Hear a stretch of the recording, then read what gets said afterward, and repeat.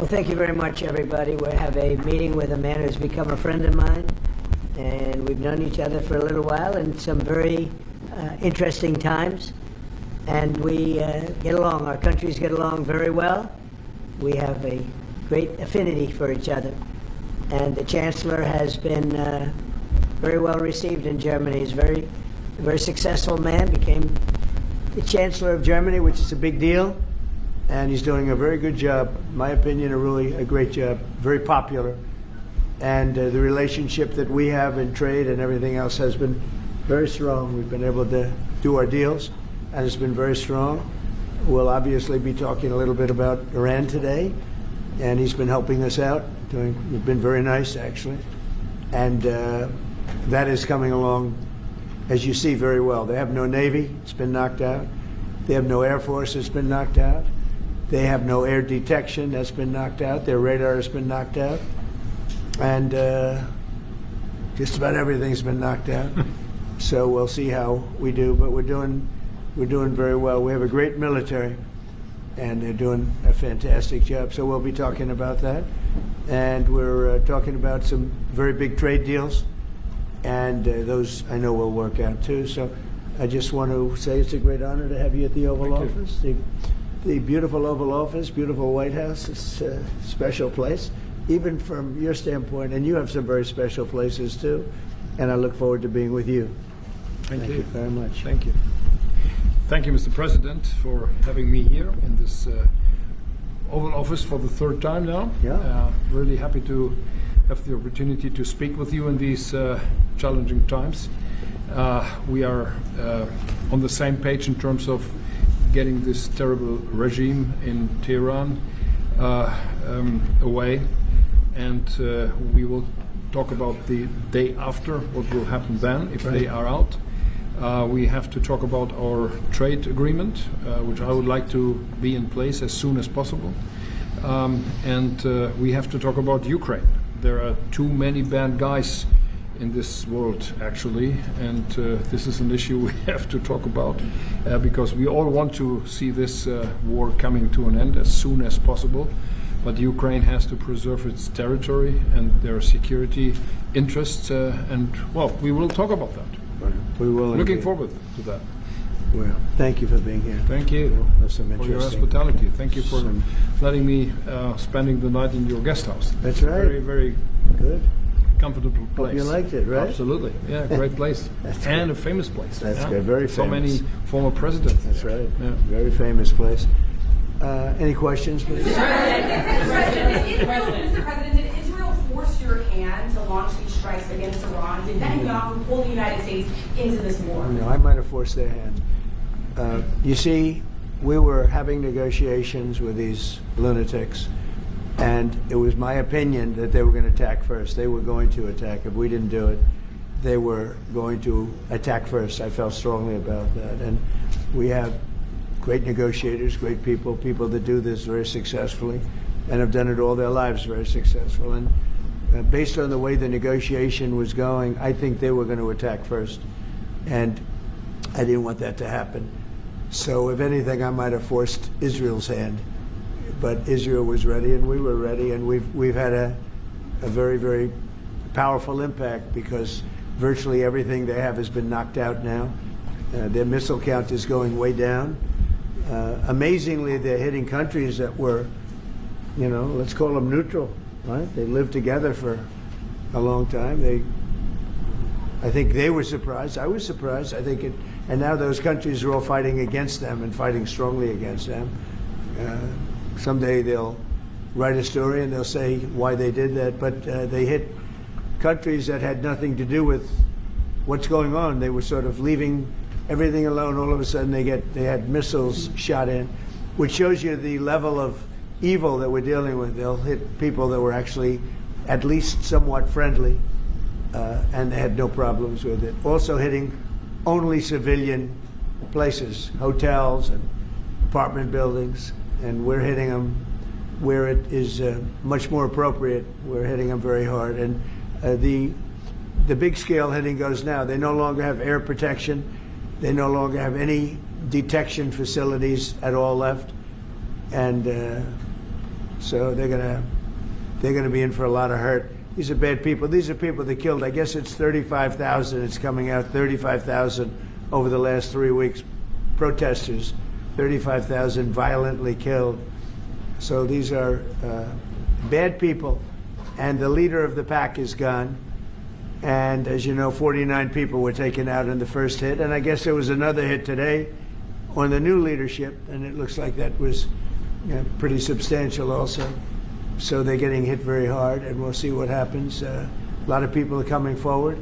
A lot of the people you would least suspect want to quit. They want to have immunity.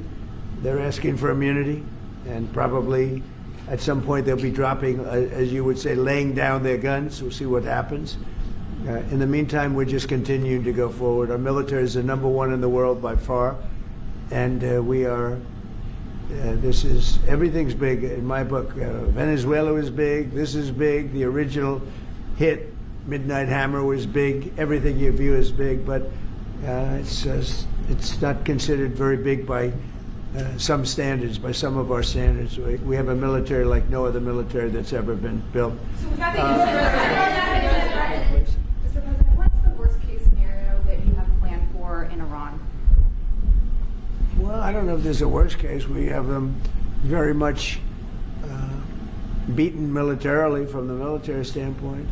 They're still lobbing some missiles. At some point, they won't even be able to do that because we're hitting all of their carriers. We're hitting all of their missile stock. You know, they built up all these missiles over the last few years. They had a lot of them. They've shot a lot of them, and we're knocking out a lot. I guess the worst case would be we do this, and then somebody takes over who's as bad as the previous person, right? That could happen. We don't want that to happen. That would probably be the worst. You go through this, and then in 5 years you realize you put somebody in who was no better. So I'd like to see somebody in there that's going to bring it back for the people. And we'll see what happens with the people. You know, they have their chance, and we've said don't do it yet. If you're going to go out and protest, don't do it yet. It's very dangerous out there. A lot of bombs are being dropped. But I would say that would be about the worst. Do you have someone in mind right now? Because you said all the people you did have in mind have been taken out. What do you think? Well, most of the people we had in mind are dead. So, you know, we had some in mind from that group that is dead. And now we have another group. They may be dead also, based on reports. So I guess you have a third wave coming in. Pretty soon we're not going to know anybody. But we have, I mean, Venezuela was so incredible because we did the attack and we kept government totally intact. And we have Delcy, who's been very good. We have the whole chain of command, and they've been, you know, look, the relationship's been great. We've taken out 100 million barrels of oil already, and a big part of that goes to them, and a big part goes to us. And it's been great. We paid for the war many times over, and we're going to be running the oil. And Venezuela is going to make more money than they ever made, and that's great for the people. The relationship has been great. It's been seamless. Nobody's actually ever seen anything like it. If you look at Iraq, where very stupidly everybody was fired, the generals were fired, the military was fired, the police were fired, the fire departments were fired, and all of the government workers were fired. So after, you know, people would call, they had no idea. And by the way, ISIS was formed. That's where ISIS came from, all of the fired people. We don't believe in that. So we'll see what happens, but first we have to finish off the military. What do you think about Crown Prince Reza Pahlavi? Is he an option at all in your mind? I guess he is. Some people like him, and we haven't been thinking about too much about that. It would seem to me that somebody from within maybe would be more appropriate. I've said that. He looks like a very nice person, but it would seem to me that somebody that's there, that's currently popular, if there's such a person. But we have people like that. We have people that were more moderate. You know, these were radical lunatics, and you know what they get? They get nothing. All they do is kill people. Mr. President, what exactly was the imminent threat, Mr. President? Not your turn. Not your turn, please. Mr. President, you Are you going to take the heat off the Europeans to potentially help you? Mark Rutte called on the allies to also help you. And What does that mean? Well, you have to ask Mark Rutte. He said not as part of NATO, but to be helpful to you in this. And Well, some of the European nations have been helpful and some haven't. And I'm, very surprised. Germany's been great. He's been terrific. Others have been very good, terrific. I think that the head of NATO, Mark, is fantastic. Okay, He is. Mark Rutte. I think he's fantastic. But some of the European, like Spain, has been terrible. In fact, I told Scott to cut off all dealings with Spain. Spain, first of all, it started when every European nation, at my request, paid 5%, which they should be doing. And everybody was enthusiastic about it, Germany, everybody. And Spain didn't do it. And now Spain actually said that we can't use their bases, and that's all right. We could use their base if we want. We could just fly in and use it. Nobody's going to tell us not to use it, but we don't have to. But they were unfriendly, and so I told him we don't want to. Spain has absolutely nothing that we need other than great people. They have great people, but they don't have great leadership. And as you know, they were the only country that in NATO would not agree to go up to 5%. I don't think they agreed to go up to anything. They wanted to keep it at 2%, and they don't pay the 2%.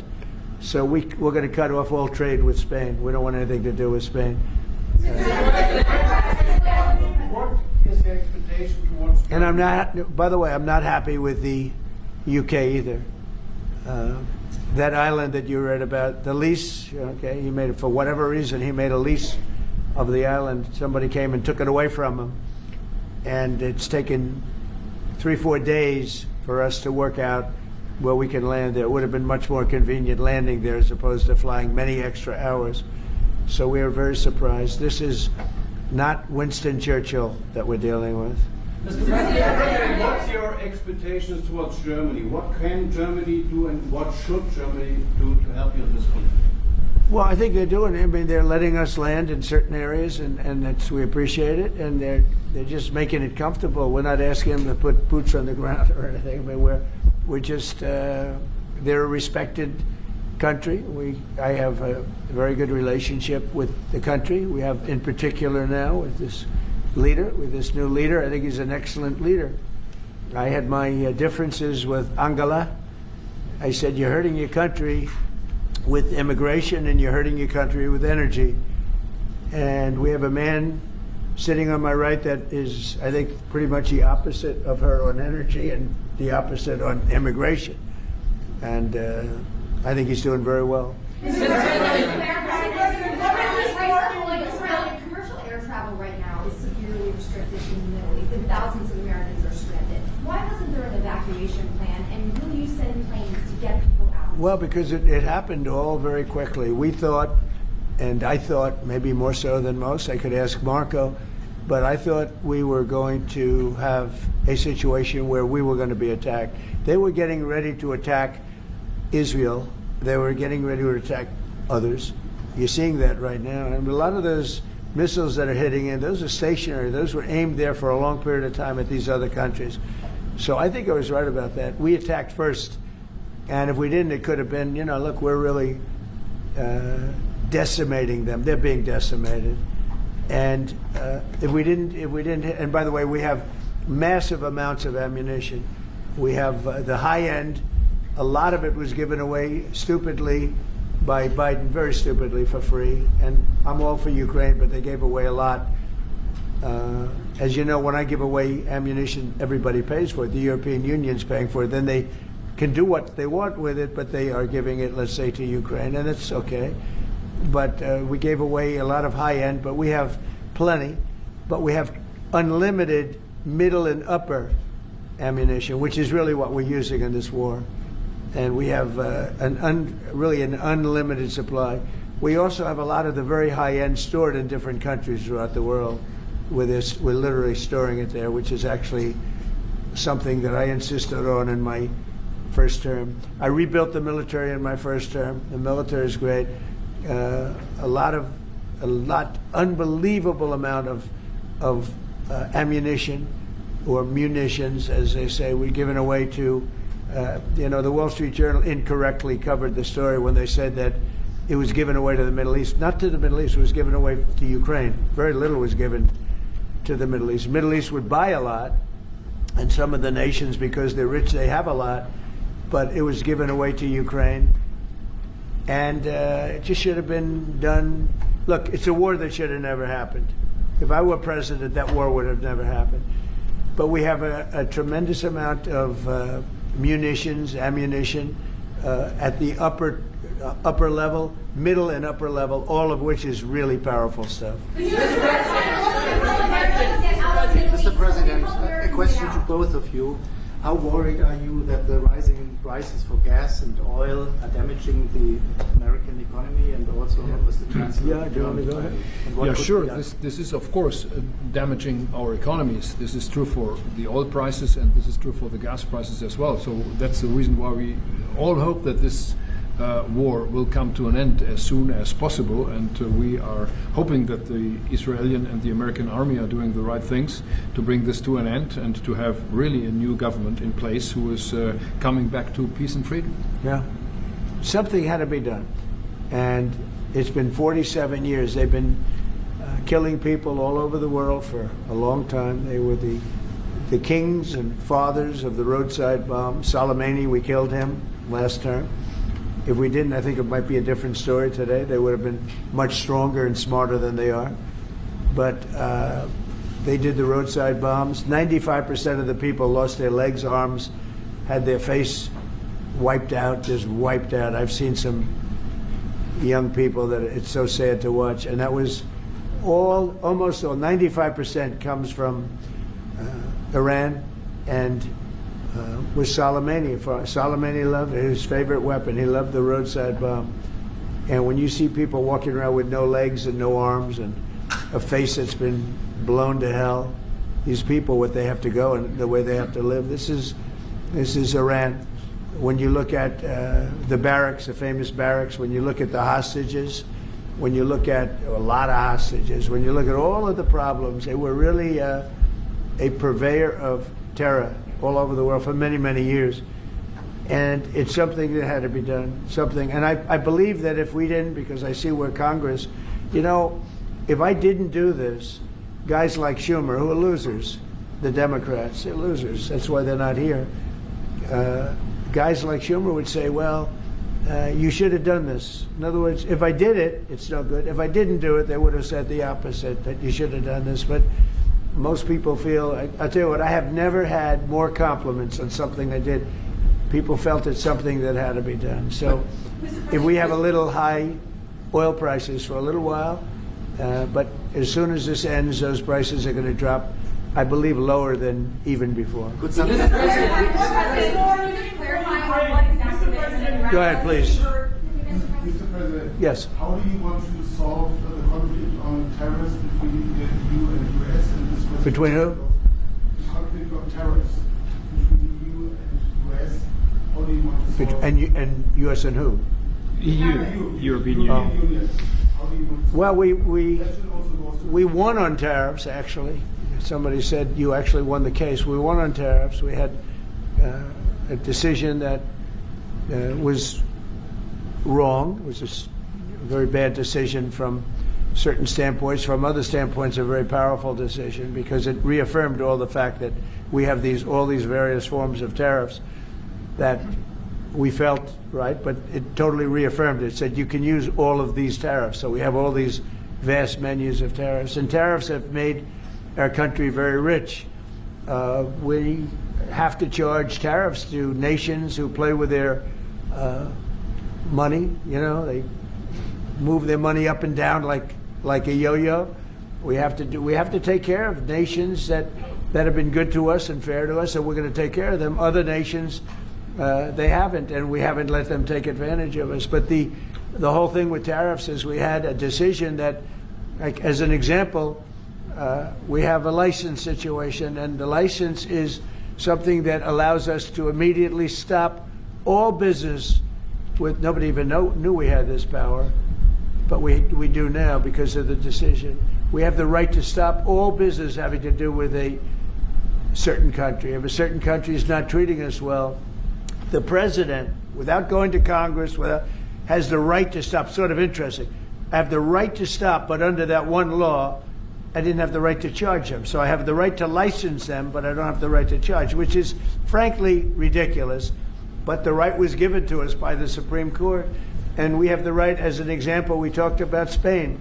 I could tomorrow stop, or today, even better, stop everything having to do with Spain. All business having to do with Spain. I have the right to stop it.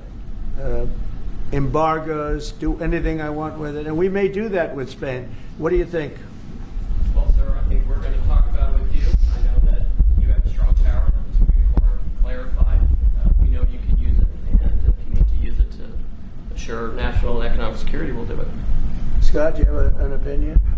Sir, I agree. The Supreme Court reaffirmed your ability to implement an embargo. And as we've talked, from your first term, the Section 301s and the 232s have withheld more than 4,000 lawsuits, and USTR and Commerce are going to begin investigations, and we'll move forward with those. And we've instituted a 15% tariff on everybody, as you know, and just used. I'll tell you, we had a couple of paragraphs written in that opinion that were really incredible.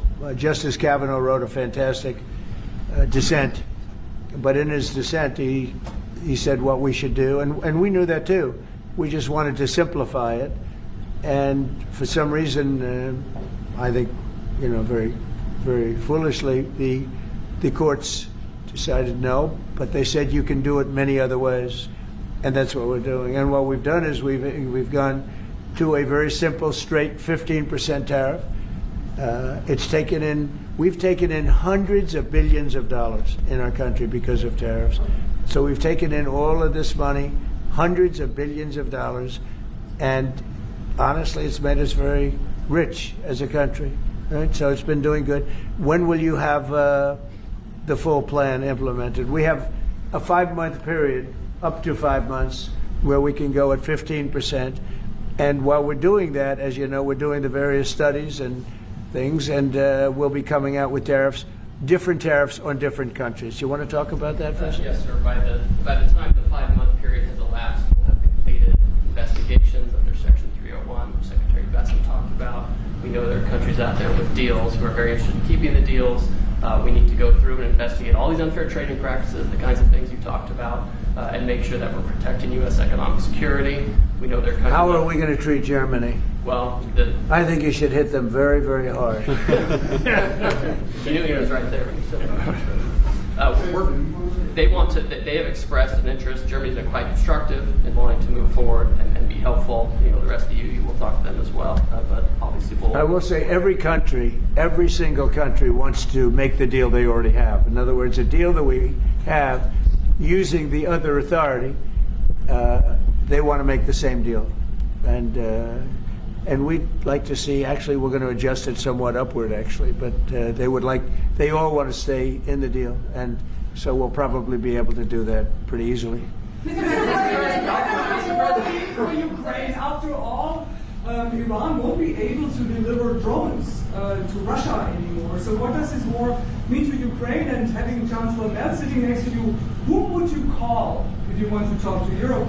And Chancellor Merz, you've just been in China. The president. Who are you? What country are you from? I'm from Germany. Okay, I thought so. I could see. So, Mr. Chancellor, you have been in China, and the president. She likes you. In China soon. I don't know. Will you be talking about China as well during this visit? We'll be talking about China, yeah. Sure. And what about you? I'll be going to China in a little while. Every time you meet, you talk about China. We respect China. I do. We both do, I think. But it's always a topic of conversation. We've had a very good relationship with China. We used to lose a tremendous amount of money with China, and that's no longer the case. We have a very, very good relationship with China, and we have a very good relationship with Germany. All right. Thank you, Mr. President. We've seen countries around the world, many of whom don't usually work together, working with the United States on Iran. whether it's Saudi Arabia working Right. with the United States, Israel, Qatari shooting down Iranian aircraft, and we've also seen European countries step up. Why are we seeing such unity around the world against Iran? That's a great point. Look, they're just evil. They're it's not the politics; it's their whole philosophy. It's their whole where they come from. It's terrible. Where they killed 35,000, I thought it was 32. Now it turns out it's much more than 35,000 people, and in some cases using machine guns with people that have no weapon. They have no weapon, and they're being machine gunned. They're being sniped from buildings. They're hitting the people with snipers right through the eyes. It's just a very evil ideology, and nobody's really seen anything like it. As I said, even the fact that they've attacked all of their neighbors, and the neighbors weren't attacking. They thought they'd maybe sit it out or what. They've hit Qatar, they've hit UAE, they've hit Saudi Arabia, they've hit Oman. They were helping us negotiate. They got hit. Everybody got hit because they're evil and they're bad.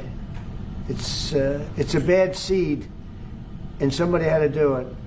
And it should have been done sometime during a 47-year period because so much death has been caused by them.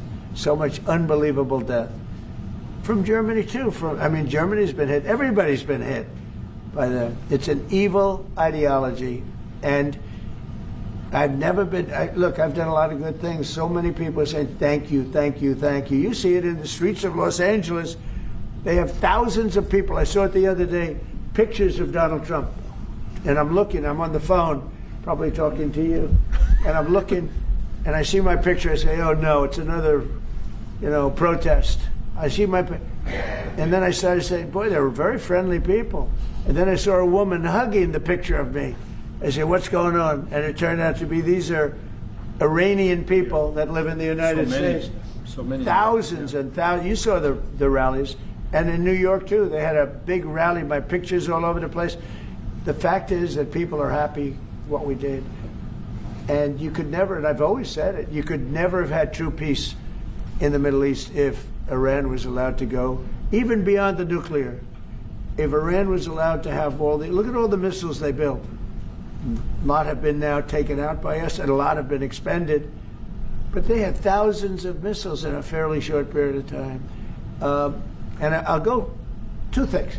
The attack that we did, known as Midnight Hammer, had we not done that, Iran would have had a very powerful nuclear weapon within 1 month. We did it. It was great timing, but, and you've been able to see that too. The other thing was Barack Hussein Obama made maybe the worst deal I've ever seen because he gave all power in the Middle East to Iran. He went the exact opposite way. And I terminated that. If I didn't terminate that deal, they would be sitting with a massive nuclear weapon 3 years ago, which would have been used already on Israel at least, and other countries also. And we wouldn't be talking about it right now. But if I didn't terminate the deal that Obama made, giving them everything, including plane loads of cash. Do you remember the airplane flew over there? It was a Boeing 757. There was two of them, loaded. They took out all the seats. It was loaded with green cash. So much cash that it was in Virginia, Maryland, and Washington, D.C. They got all the cash from all the banks. They put it, and they flew it to Iran. I never knew a president had that power. I'm going to maybe try it sometime if it's okay. I think I'm going to do it. I'll fly it somewhere. Nobody's ever seen anything like it. 2 planes loaded from floor to ceiling, big planes, Boeing 757s, taken over there and given cash. In addition to that, he was giving them billions of dollars, but worse, he was giving them the right to have the path to a nuclear weapon. And that deal expired. A lot of people said, oh, you terminated it. Well, it was going to be terminated anyway because it expired. It gave them the right to have top-of-the-line nuclear weapon. If they had, because they're crazy, just like the people on my right during the State of the Union. I looked at them, I said, you're crazy? These people are crazy. And if they had a nuclear weapon, they would have used it. All right, how about one or two more? Mr. President. Go ahead, please.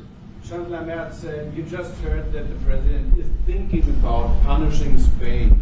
What are your thoughts spontaneously on this, and what can you do to,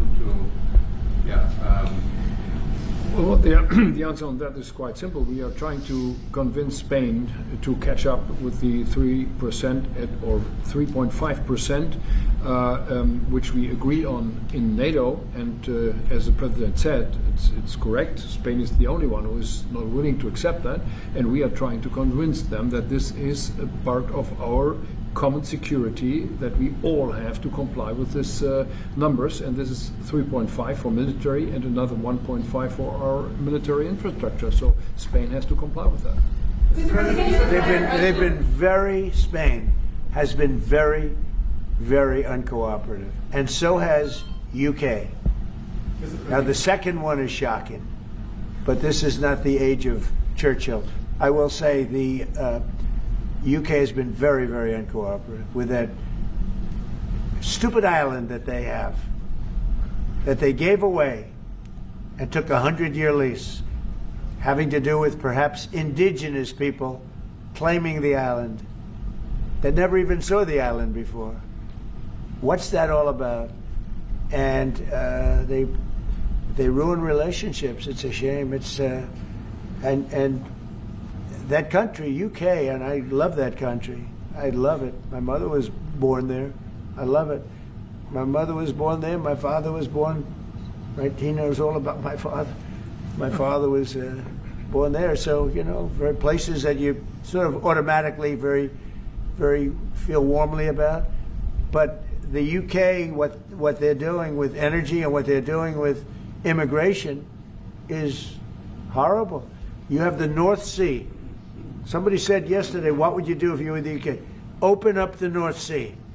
They got windmills all over the place that are ruining the country, ruining the landscapes, ruining the beautiful fields. Open up the North Sea. It's one of the greatest. Think of it. They buy their energy from Norway, which gets the energy, the oil, from the North Sea. So Norway drills in the North Sea and sells it to UK. And UK has a better part of the North Sea. Open up that. And number two, illegal immigration. They got to solve that problem. And I must say, that's not only UK, that's other parts of the European Union. They have the same problem. Immigration and energy. The energy is through the roof, the highest in the world.